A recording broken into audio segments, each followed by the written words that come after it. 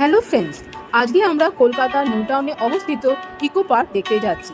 চলুন, আমরা mainly 7 wonders of the ওয়ার্ল্ডের রেপ্লিকা দেখতে এসেছি, আর এটার ভিতরে ঢোকার জন্য আবার 30 টাকা পারের টিকিট কেটেছি।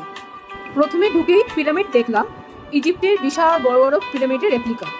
তার পাশেই পেট্রা জর্ডান। পেট্রা হলো সাদার্ন জর্ডানের একটা 7000 বিসি পুরনো এনশিয়েন্ট সিটি।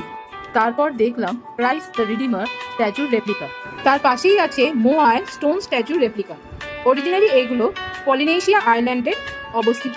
মোয়াইয়ের পাশেই হচ্ছে আমাদের ফেমাস তাজমহল, যেটা দেখতে আগ্রা যেতে হবে না, কলকাতার নিউ টাউন ইকো পার্কে আসলেই সুন্দর সুসজ্জিত তাজমহল দেখা যাবে। তার পাশেই কলোজিয়ামের রেপ্লিকা। অরিজিনাল কলোজিয়ামটা আর্থকোয়েকের জন্য কিছুটা নষ্ট হয়ে গেছে।